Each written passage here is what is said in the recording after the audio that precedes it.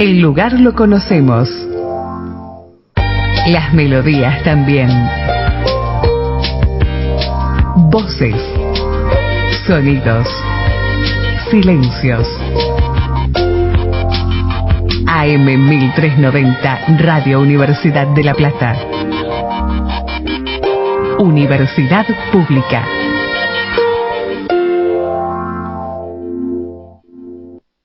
Hora 21:05.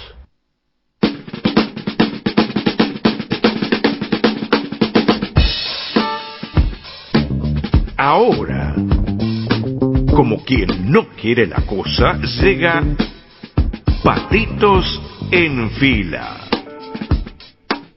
Conducen Manuela Irianni, Paula Ponce.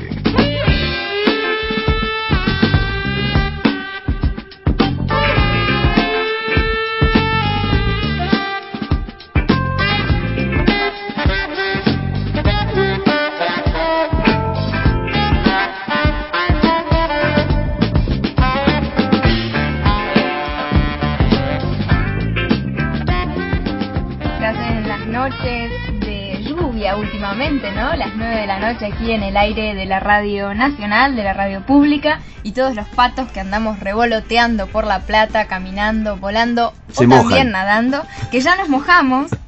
Llegamos aquí al aire de esta radio para acompañarte durante una hora como todas las noches. Mi nombre es Manuela Iriani, Alfredo Tangorra, buenas noches. ¿Qué tal, Manuela? ¿Cómo estás? Bien. Queremos contarles que estamos en Facebook como Patitos en Fila, que nos pueden llamar al 422-0295 y que en Twitter estamos como @patitosfila. Todo esto para que nos podamos comunicar a lo largo del programa. Ya largamos con un anuncio respecto de una obra de teatro que va a estar protagonizada por nuestra entrevistada de ayer, por Gisela Nomdedeu. No queríamos dejar de contártelo. Esta obra es un portal que conduce a mundos diversos, pero que básicamente van confluyendo. Es un producto de investigaciones individuales y colectivas de los distintos intérpretes, y ellos lo fueron realizando en el marco de un taller de actuación. El punto de partida de esta obra es el Aleph, el cuento de Borges, y dispara esto hacia varios relatos, hacia temáticas, hacia autores. Se presentan como un grupo independiente. Esto es su tesis final, la obra completa. Un portal entonces que se convierte en estanque, que es una fantasía. Lo podés ver mañana en La Grieta en 18 y 71. Estará el sábado también a las 10 de la noche. Así que queda hecha la invitación.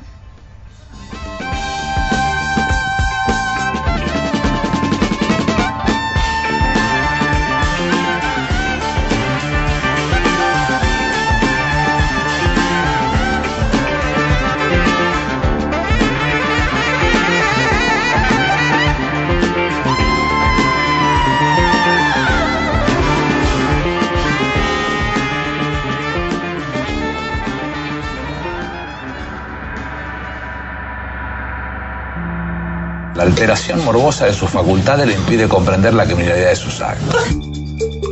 Hasta las 22, Patitos en Fila.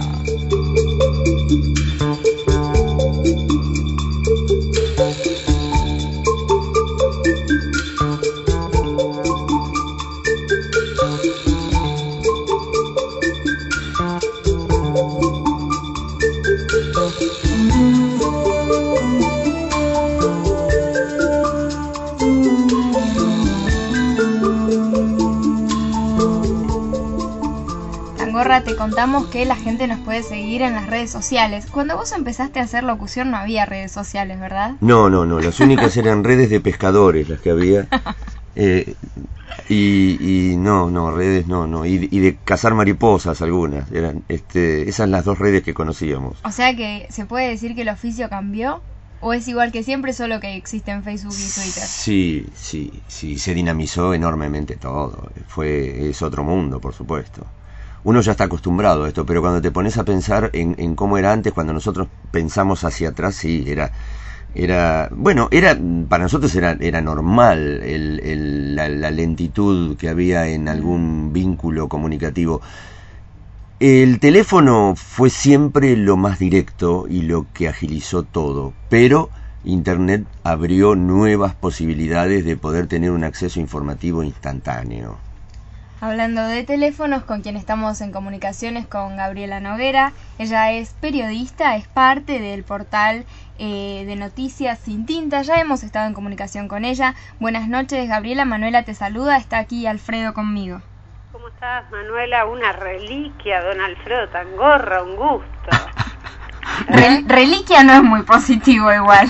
Sí, yo también me considero. Ahora te voy a demostrar, Manuela, que soy una reliquia. Estamos en estado de conservación. Intactos, además. Perfectos. Hoy el tema convocante es educación. Entonces, Manuela, yo te voy a demostrar que soy una reliquia. A ver. De las cosas que voy a hablar, vos las leíste, a lo mejor las leíste. Pero las leíste, las escuchaste, las viste, en blanco y negro, con suerte, pero nada más. Tangorra va a saber de lo que hablo. Yo soy de esa generación, después te voy a dar el número final, así nos sacamos cálculo, que iba a una escuela pública. Yo soy una gran defensora de la escuela pública. Iba a la escuela con esos delantales que tenían un cuellito almidonado adelante, en formita de corazón, tablitas por delante y por detrás, un lazo que iba a la cintura y cerraba por detrás con un enorme moño almidonado por mi vieja de aquel momento, que se veía de lado a lado. Con almidón Colman. ¿Cómo? Con almidón Colman. Almidón Colman, tal cual. Medias 3/4, zapatito con hebilla, nada de zapatilla. La zapatilla era para educación física, la flecha o las pamperos si no tenían mucha guita los padres, y para de contar, no había mucho más para contar en ese momento. El pelo con olor a vinagre o con alcohol brilloso, alcohol y cuasi amarga para los piojos, por supuesto, que ninguna teníamos, ninguna ni ninguno teníamos piojos, porque en aquel momento para las madres hablar de piojos era sinónimo de chico sucio. Sí. Entonces mi hijo es limpito, tiene piojos pero limpito, así que íbamos así a la escuela. Y en esa uniformidad, vos sabés, Manuela, ¿por qué el guardapolvo blanco? ¿De dónde sale el guardapolvo blanco? Sí, tenía que ver con unificar justamente a los estudiantes y que no haya una diferencia. Exactamente. Ni de género ni de razón Era social. ser iguales ante la ley, ante la seño en ese momento. Uh-huh. ¿Y quién lo instaura? Lo instaura el inspector general en ese momento de escuelas de Capital Federal, que era Pisurno. Hoy hablamos del Palacio Pisurno. Es Pablo Pisurno, el que instaura por primera vez el guardapolvo blanco en pos de la uniformidad, en pos de que todas las palomitas blancas fuéramos iguales ante la ley, esa ley de educación que también instaura también Pisurno para toda la provincia de Buenos Aires. Bueno, yo soy de esa época, y ahora en otra época, nací en 1964, terminé la primaria en el 77, así que vos, Manuela, no sé, con suerte nacías en esa época, ¿no? No, yo nací en 1988. ¡Oh, Dios! Por favor, sacame esa chica de aire, vamos a ir hablando, Tango. Dale. Si querés hablamos de cómo están las cosas hoy, claro. Yo soy de la época del anteojito. En ese momento salía como algo revolucionario el manual de Petete. Yo egresé en el 77 con un distintivo que solían ponerse los egresados, que decía egresado tal año, con Petete, que no me voy a poner a describir ahora quién era Petete porque es una historia aparte. Pero bueno, en el medio de todo eso, yo obviamente también pasé la dictadura militar, las sucesivas reformas y contrarreformas de educación, la marcha blanca, la carpa blanca. ¿Te acordás, Tangorra, de la carpa blanca? Sí. Estuvo más de un año frente al Congreso. Sí, era parte del paisaje. Era parte del paisaje y dimos vuelta el mundo con la carpa blanca. Y un poco más recientemente, que todavía sigue siendo emblema de muchos de los gremios más combativos en materia de educación, la muerte de Carlos Fuente Alba, que todavía sigue reivindicándose y peleándose. Y bueno, mirá qué casualidad, ¿no? Hace muy poquito estábamos hablando este fin de semana de las elecciones en Neuquén, ¿no? Que así al vuelo volvió a pasar todavía ese tema. Y ese tema es hablar de la escuela libre y hablar de la escuela gratuita, que no tiene que ver precisamente con estas cosas quizás que aromatizamos en recuerdos más agradables. Hoy la escuela pública no tiene ni la cuarta parte, por ponerle alguna expresión, del prestigio que tenía esa escuela a la que fui yo en aquel momento, y el docente mucho menos. El año pasado estuve en escuelas trabajando como preceptora, escuelas en las que guardaba en el cajón de mi escritorio, guardaba el picaporte del baño de varones, porque no había plata para los cerrajeros, y si se consigue tener una caja chica para pagarle un cerrajero, para el cerrajero es poco negocio, porque en algún momento sabe que tiene que ir a arreglar el picaporte, que seguramente 2 días después va a estar roto. Baños que pierden, mamposterías que se caen, escuelas con patios al aire libre, que cuando en realidad llueve los chicos tienen que estar adentro. Y ahora, Tango, no sé si lo conoces, porque yo tuve que pedir que me explicaran de qué se trataban los telefonemas. Supongo que sabes lo que es un telegrama. Sí, pero esto que decís, ¿no? Bien, el telefonema es un telegrama enviado por teléfono, ¿sí? Esto lo paga mensualmente la Dirección General de Escuelas. Y cada escuela tiene asignado un telefonema. ¿Para qué tiene el telefonema? En el caso de grandes ausentismos, de matrículas con chicos que faltan mucho, corresponde que las preceptoras llamen hasta 3 veces a un padre, madre, familiar, adulto a cargo, perro, gato, vecino, quien fuera, para comunicarle que ese chico no está yendo a la escuela. Cuando ante reiteradas insistencias esto no tiene resultado, el chico sigue sin ir, por lo general se los convoca al tutor responsable. Si el tutor responsable no aparece, el Estado tiene que desligarse de la responsabilidad de dar por sentado que el chico está en la escuela. Entonces se le manda un telefonema a la familia, avisándole y advirtiéndole que está infringiendo la ley, porque ese chico tiene que estar en la escuela. Pues bien, en la escuela, por lo menos en la que estuve, denunciaron a la directora por hacer uso y abuso del telefonema, porque los chicos faltaban demasiado, y agotadas todas estas instancias, enviaba demasiados telefonemas, porque los chicos seguían sin ir, y los padres seguían sin aparecer, y a la inspectora le pareció un gasto excesivo. Esta es la escuela de hoy, Tango. Esta es la escuela de hoy.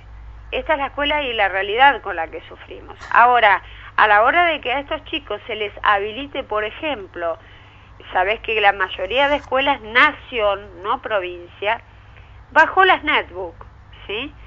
Y provincia, ¿qué debe proveer? El soporte técnico, es decir, que las escuelas tengan wifi y que además tengan las personas habilitadas, sí, como para bloquear y desbloquear a determinada cantidad de encendidos las netbook en las escuelas. Bien, esas personas aparecen muy de vez en cuando. El día que aparecen esas personas, que por lo general es sin demasiada programación, los chicos hacen cola, Tango, cola para que les desbloqueen las máquinas. Y en realidad, además de hacer cola, a esos chicos los habilitan para 10 encendidos. ¿Sabes lo que le puede durar 10 encendidos a un chico de una netbook? Es decir, lo tenés en la escuela a los 2, 3, 4, 5 días y es muy hábil, no sí, más. Igualmente hay que, discúlpame que te interrumpa, sí, pero sí. El plan Conectar Igualdad, al menos desde varios de los espacios que yo transito y desde el espacio de nuestra escuela, se ha trabajado muchísimo. Mi hermano mismo, que es mucho más chico que yo, tuvo esa netbook y la netbook se habilitaba durante todo un año. Se la habilitaban en marzo y hasta diciembre no tenía ningún tipo de problema. O sea que esto de los 10 encendidos debe haber sido algún tipo de conflicto de un establecimiento en particular. No es que sea algo común del programa. Manuela, yo te estoy hablando de escuelas dependientes de la provincia de Buenos Aires, del conurbano bonaerense. el conurbano bonaerense, yo me canso de decirlo, es un mundo aparte. Quien transita el conurbano bonaerense puede conocer la realidad del país. En realidad, la realidad del conurbano bonaerense. No, vos sabés que en realidad yo sostengo, es una teoría de la que me hago cargo y es personal. La mayoría de gente que vive acá son hijos o directamente ellos son inmigrantes de países limítrofes nuestros. Entonces tienen chicos que van a la escuela con tonadas que ni siquiera son del interior del país. Hay muchos chicos con tonadas del interior del país todavía, pero otros que tienen ciertos Gabriela, ¿sí? Te hago una consulta. ¿A qué te referís con que ni siquiera son del interior del país? Que en realidad son propios del conurbano. Son chicos nacidos y que crecieron en el conurbano. Ajá. Es decir, no son de provincias del interior del país. A eso me refiero. Y en otros casos son hijos de inmigrantes.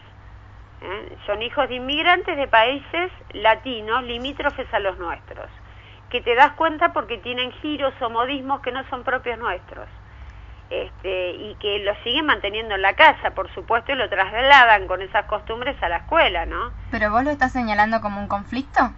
No, yo lo que te digo es que en realidad vos ese tipo de realidades son situaciones a un chico que se les da, por ejemplo, una guadaña como una herramienta de trabajo habitual.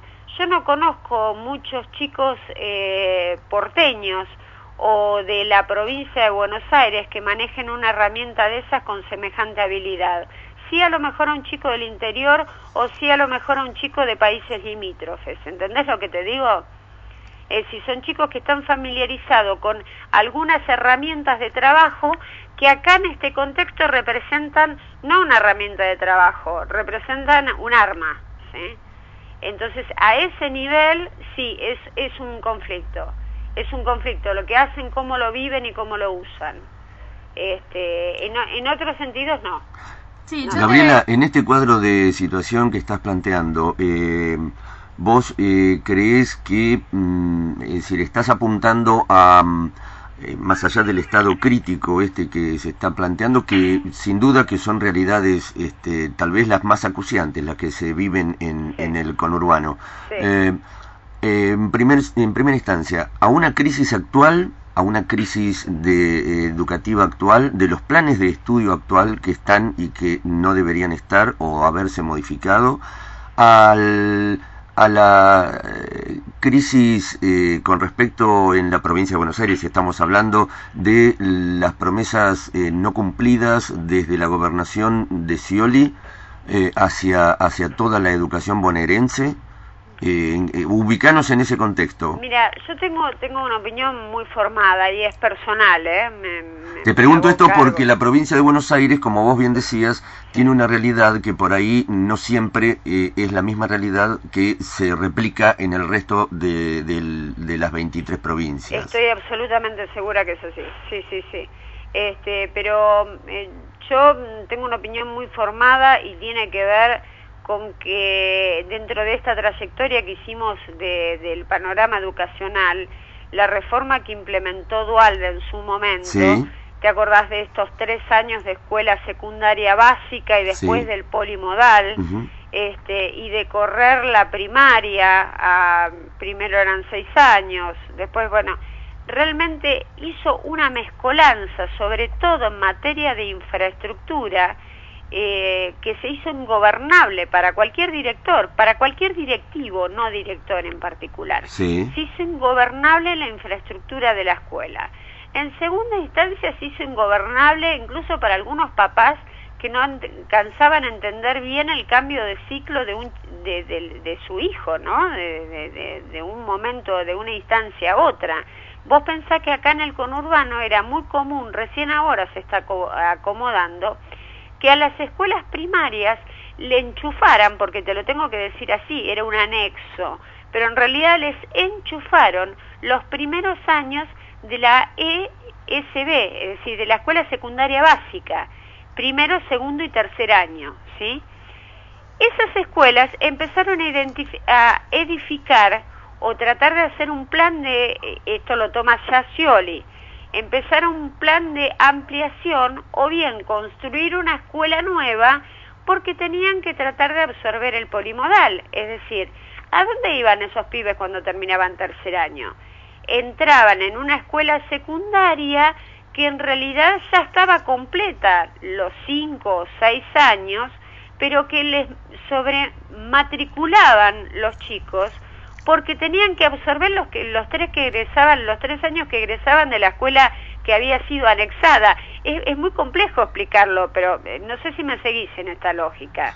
Sí, claro, y bueno, un poco como para ir esclareciendo lo que vos querés decir y lo que estamos intentando de interpretar.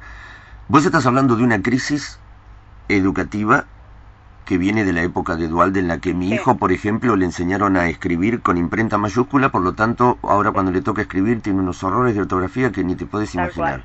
Bueno, simbolizando un poquito eso con los planes educativos actuales, es un dato de la realidad que no le escapa a nadie, que hay una crisis en ese sentido que no está resuelta, hay una deuda enorme en ese sentido, somos conscientes de eso, pero veamos entonces a futuro, o planteemos a futuro qué tendría que hacerse rápidamente, si podemos, y que cómo están ubicados en el conurbano los presupuestos educativos con respecto a lo que se pretende y teniendo en cuenta lo que en este momento hay como presupuesto. Sí, yo mira, no conozco un solo directivo de una escuela secundaria que no se queje. Sin ninguna responde a las expectativas. Se han abierto nuevas escuelas, realmente con una infraestructura nueva, realmente linda, pero siempre hay algo que no funciona. O no funcionan los calefactores, o no funcionan los ventiladores en verano, o los chicos tienen una matrícula demasiado alta para lo que ellos esperaban. En algunos casos las escuelas funcionan 3 turnos.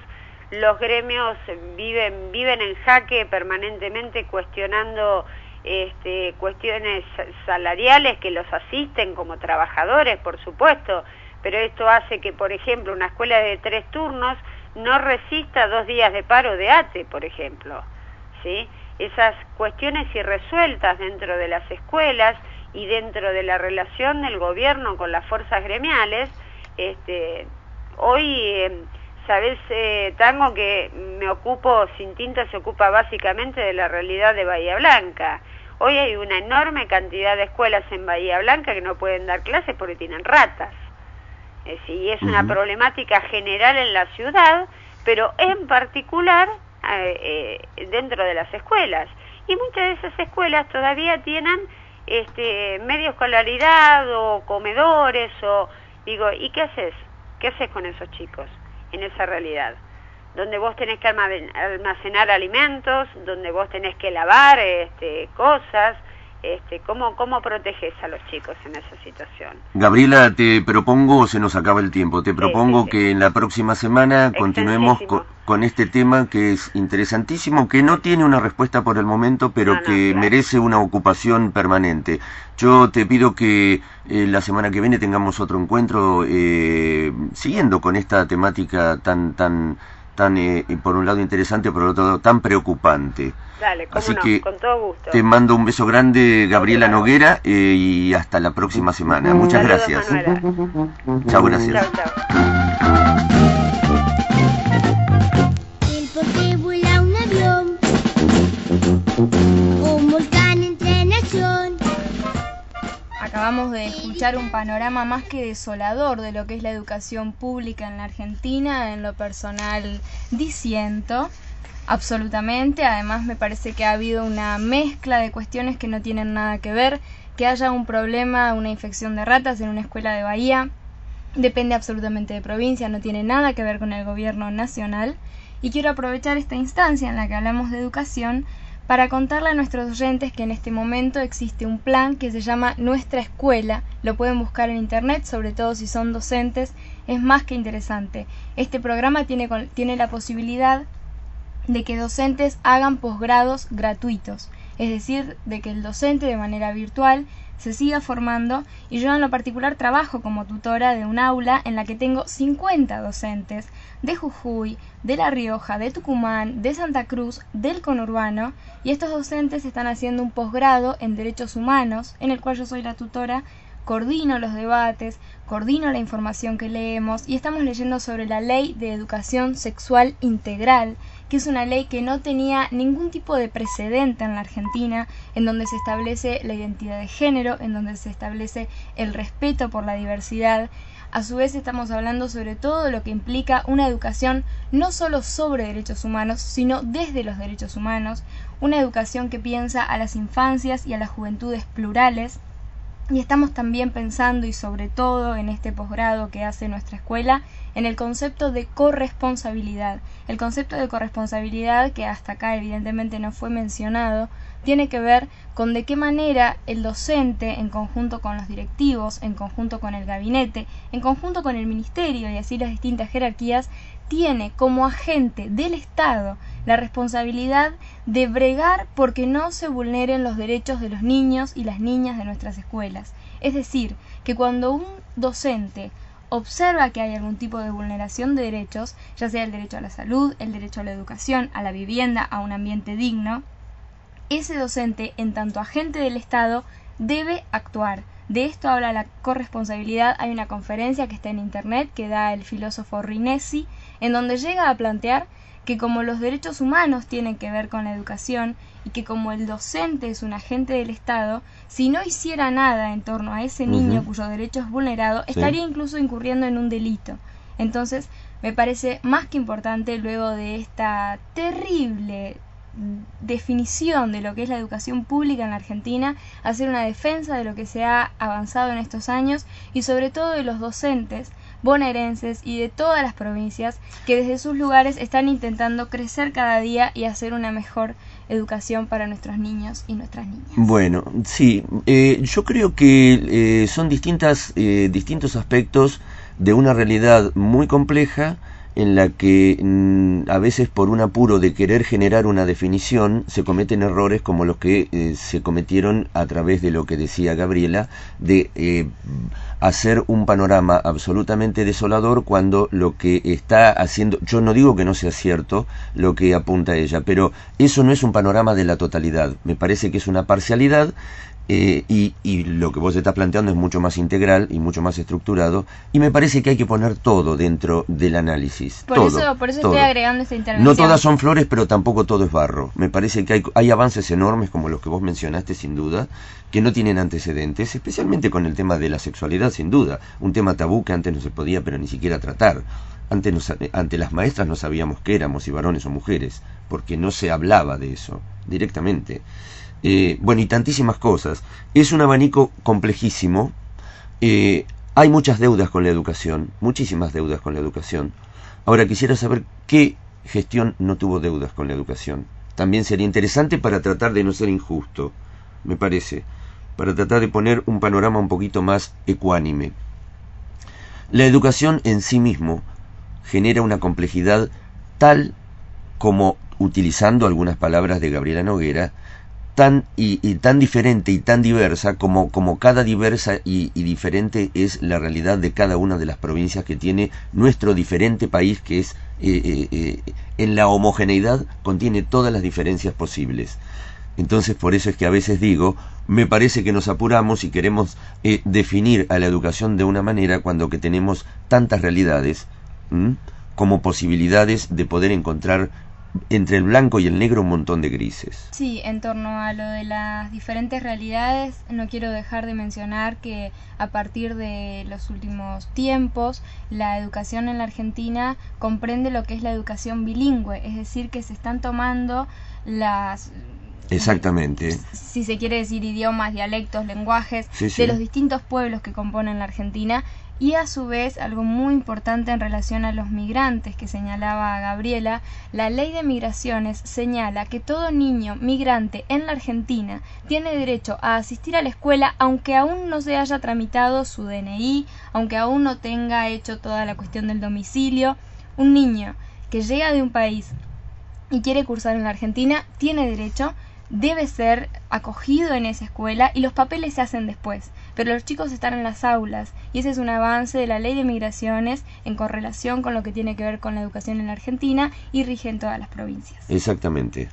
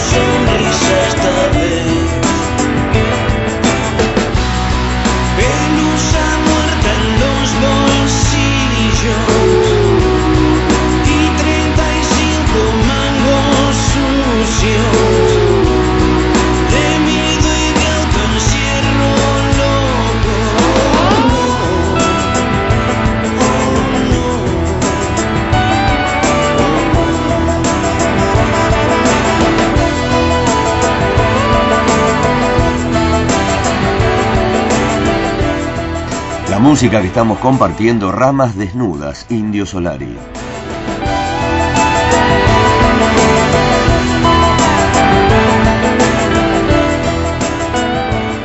No necesito que me busques trabajo. Estoy bien así. ¿Cómo te lo tengo que decir? Mi oficio es el de poeta. Poeta. Soy poeta. ¿Qué oficio es ser poeta? ¿Dónde dice aquí? Se busca poeta. Buena remuneración. Insolados, cada semana en busca de artistas. Domingos de 16 a 17 por Radio Universidad. La Facultad de Ciencias Médicas informa.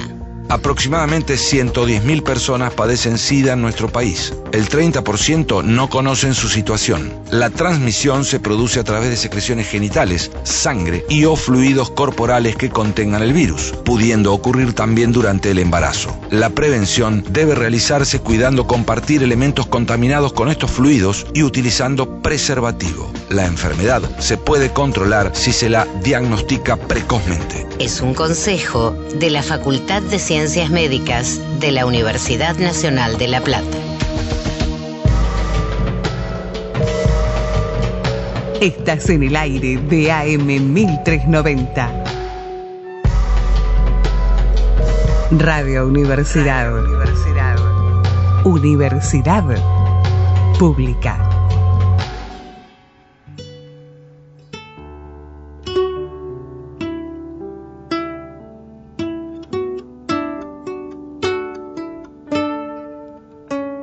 Patitos en Fila.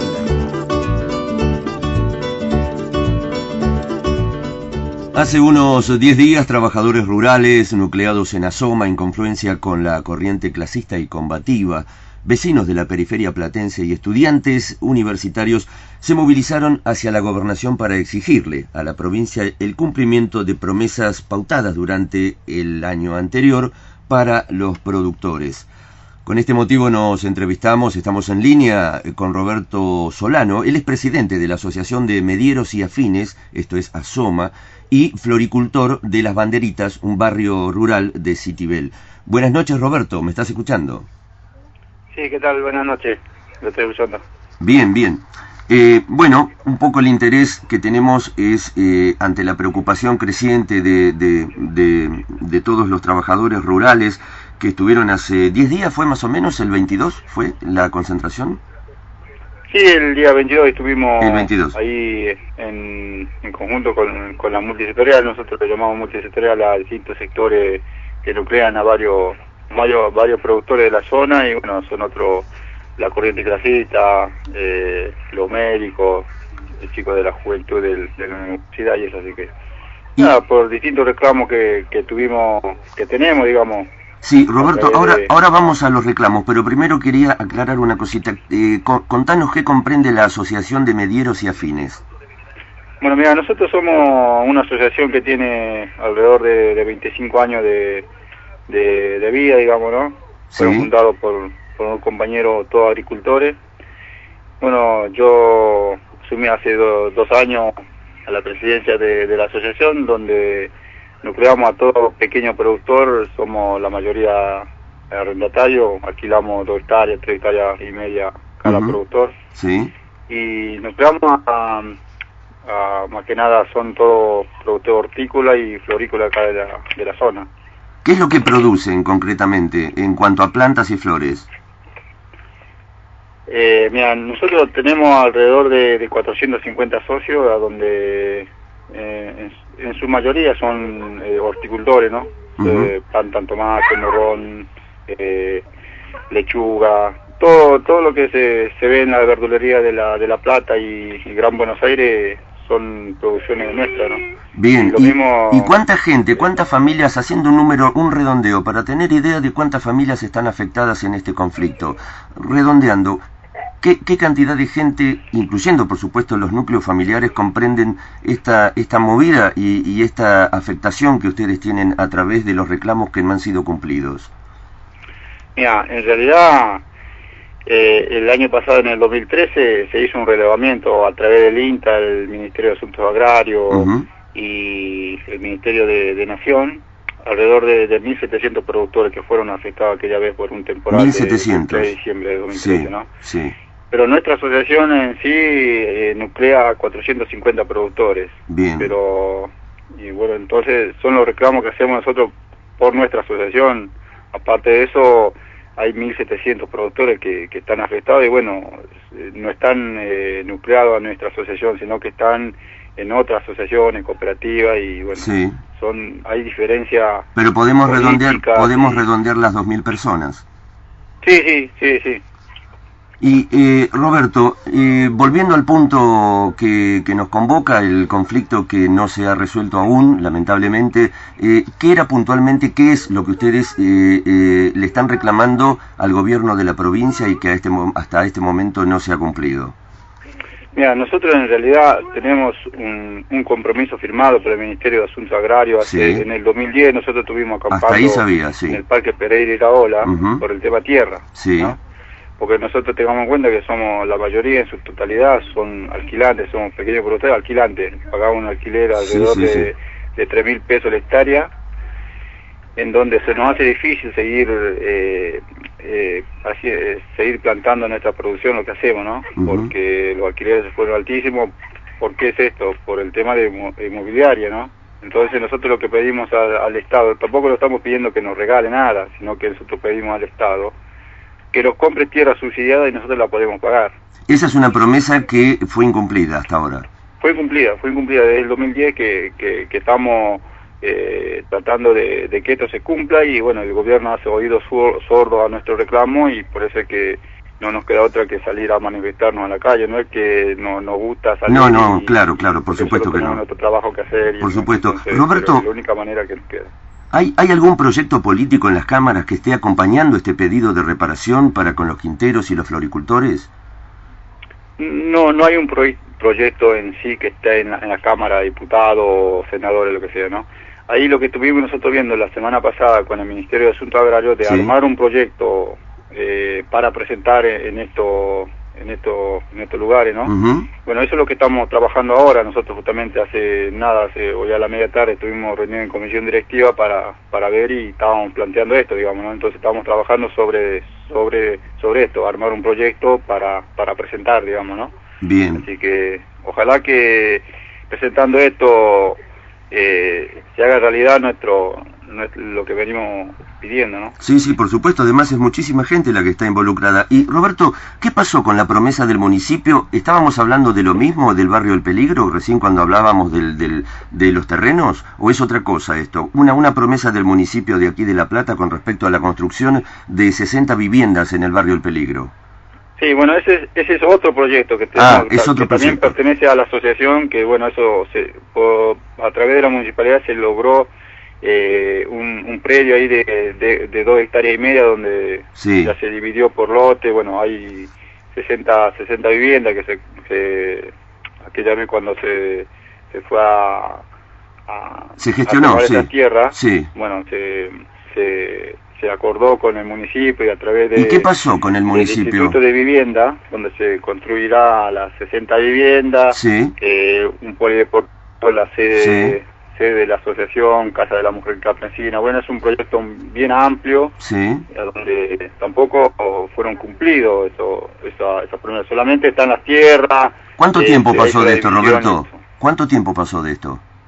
Y esto también desde el 2010, porque nosotros, después cuando salimos del Parque Pereira, a través de no conseguir eso, bueno, algunos pequeños productores dijeron, bueno, pero si no tenemos tierra para Claro. producir, bueno, aunque sea tierra para hacer nuestra vivienda, Claro. ya que los alquileres siguen subiendo, y Sí. por lo menos para tener una vivienda donde ir a cuando dejar la quinta para ir a vivir. 5 años pasaron ya. Sí, 5 años. Roberto, estamos hablando, reitero a la audiencia, con Roberto Solano, presidente de la Asociación de Medieros y Afines y floricultor de Las Banderitas, barrio rural de Citibel. ¿Cómo se organiza el contacto previo a una marcha en el centro de La Plata? ¿Se avisa al municipio, a las autoridades policiales? ¿Ellos son informados y les prometen una compañía para el corte de las calles? Sí, siempre nosotros mandamos un aviso previo donde se va a hacer la movilización, de dónde hasta dónde y qué es lo que se va a hacer, y bueno, la municipalidad, digamos, están todos informados. Si bien a veces se manda un comunicado de prensa al diario, a la radio, por eso es donde ustedes llegan también a enterarse que está este corte, ¿no? Bueno, yo tuve la oportunidad de estar personalmente en la manifestación que hicieron el otro día, pero también vi, por esto preguntaba lo siguiente, porque esa coordinación policial y municipal aparentemente no era tal de parte del municipio y la policía, porque se filtraba gente, se filtró un micro, por ejemplo, en un momento que era un peligro, que hubiese pasado tras el vallado. Digo, entonces, el municipio y la policía miran para otro lado. Y a veces miran para otro lado, porque a veces es como todo, ¿viste? Te dejan la calle liberada, y por eso nosotros tenemos también un cordón de seguridad donde compañeros nuestros van por adelante y por atrás a través de la movilización, digamos, del corte que se está haciendo. Exacto. Roberto, a ver si falta algo de lo que yo tengo acá como el pedido de ustedes. Ustedes piden que se les renueven los contratos a unos 80 trabajadores de cooperativa que prestan servicios al municipio. Vos decime si esto ya ha sido cumplido o no.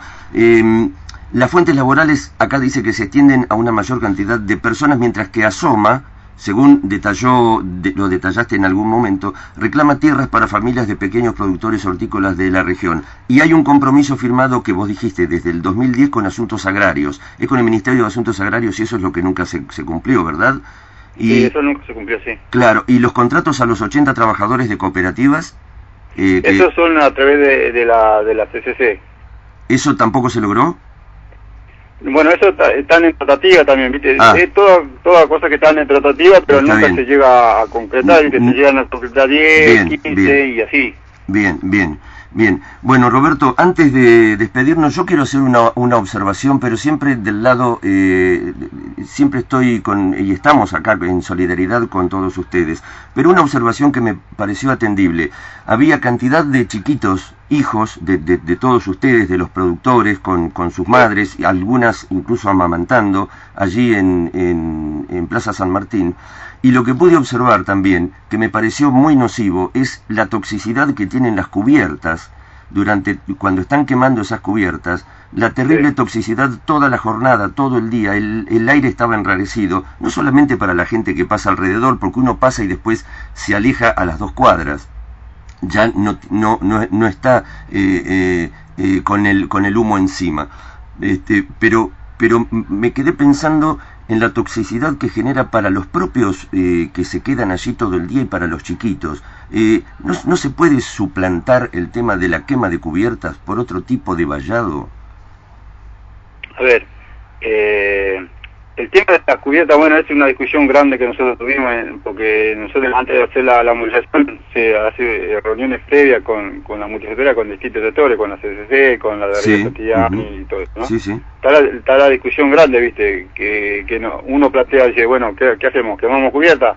No, porque es tóxico, incluso a nosotros mismos nos afecta. Por supuesto, ¿no? A eso me refería, sí. Bueno, entonces esa es la discusión que está planteada, y bueno, hay otra gente que dice, no, porque si no quemas cubierta es como que no hacemos nada. Y bueno, el piquetero que viene de antes siempre tiene la costumbre de quemar cubierta. Bueno, pero nosotros nos ponemos en contra de eso porque sabemos que afecta no solamente a la persona. Totalmente. Que un humo tóxico, digamos. Sí, altamente tóxico. Bueno, Roberto, coincidimos plenamente entonces. Yo me alegro mucho que se haya podido incorporar este tema de la toxicidad, y por supuesto que desde acá queremos lo mejor para todos ustedes. Estamos a disposición con los teléfonos de la radio para cuando ustedes quieran manifestarse y poder decir lo que necesiten decir. Te agradecemos muchísimo, Roberto Solano, presidente de la Asociación de Medieros y Afines, floricultor también de Las Banderitas, y te agradecemos mucho y te mandamos un enorme abrazo con la esperanza de que todo esto que están pidiendo se pueda resolver lo más pronto posible. Muchas gracias, Roberto. Bueno, muchas gracias. Que tenga buenas noches. Hasta luego. Gracias, buenas noches.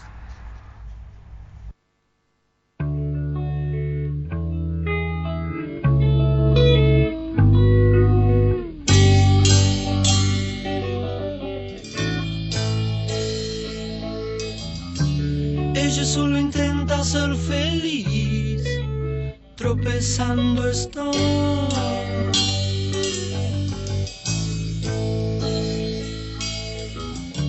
Nada mano y sus ojos entre el rímel. Su mentira ya se hundió en la hiedra. Ves en su abismo, con sus enaguas quiere escapar de la cuna. Tan apurada está que atropella el viento en la avenida.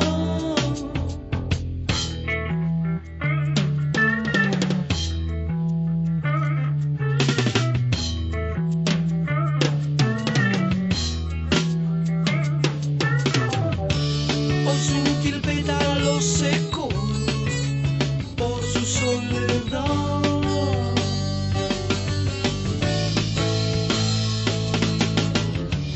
Y con las campanas se divierte. Espacio publicitario. Pedro existe. Su abuela aún lo busca. Si tenés dudas sobre tu identidad o crees que sos hijo de desaparecidos, comunicate con las abuelas de Plaza de Mayo. 4867-1212.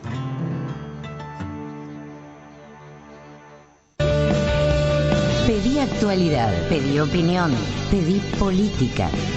Todos los meses en tu kiosco, pedí la revista Aluvión Popular. Expresión de la Argentina que trabaja. Somos fantasmas peleándole al viento. Fin de espacio publicitario. En la oficina. En el café. En la facu. Radio Universidad. Universidad Pública. Patitos en fila.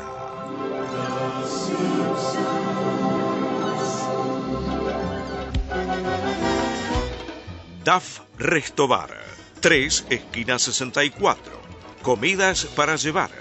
Reservas al 489-6273. Lomos, pastas caseras, picadas, pizzas, las mejores rabas de La Plata. Si venís de parte de Patitos en Fila, tenés 20% de descuento de lunes a jueves. Los viernes y sábados, abierto hasta las 4 de la madrugada. DAF Restobar te espera en 3 y 64. Correlas al fin con frenesí por tu libertad.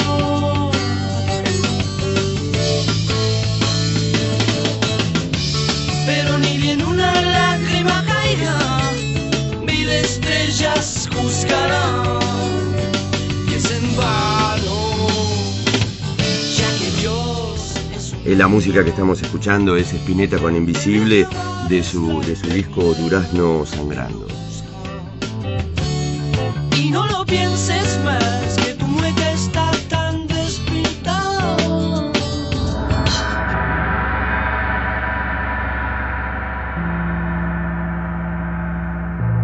Seguimos con Patitos en Fila. No solo los patitos no están en fila, no le quedan patitos. Patitos en Fila.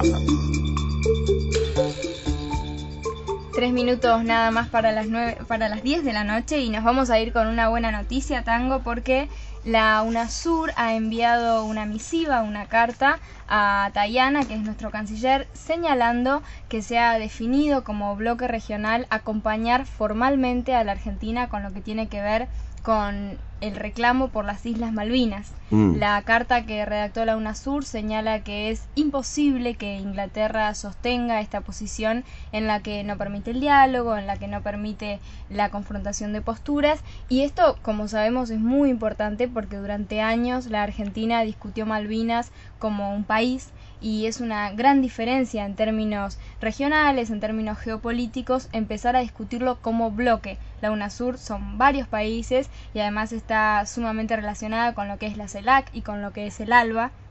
Entonces, que las Islas Malvinas pasen a ser una cuestión regional realmente habilita de otro modo la posibilidad de que efectivamente Inglaterra se tenga que sentar a discutir por ese territorio. No obstante a todo lo que decís, la oposición va a decir que estamos como país aislados en el mundo. Ah, sí, bueno, por supuesto. Estamos aislados en el mundo y todo complica más a vudú. Pero más allá de eso, para irnos a dormir con una buena noticia, está buenísima esta carta y Sin la duda. recibió Tayana, por supuesto que lo publicó inmediatamente, lo pueden encontrar en la web. Me parece algo súper interesante porque la UNASUR tiene muchísima legitimidad. Entonces, que se anime a decir esto como bloque, no es lo mismo que lo diga Bolivia, que lo diga Venezuela, Que lo diga una de las partes, Claro. a que se diga de manera integral, sin duda, fundamental. Esa es la buena noticia con la que te damos las buenas noches. Esto fue Patitos en Fila. En la operación estuvo Tomás Fuccini, nuestro productor él es Aldo Lofish. Las voces que te estuvimos acompañando, Alfredo Tangorra y Manuela Iriani. Nos vamos, los dejamos con palabras andantes y mañana volvemos como siempre a las 9 de la noche. Chao, buenas noches.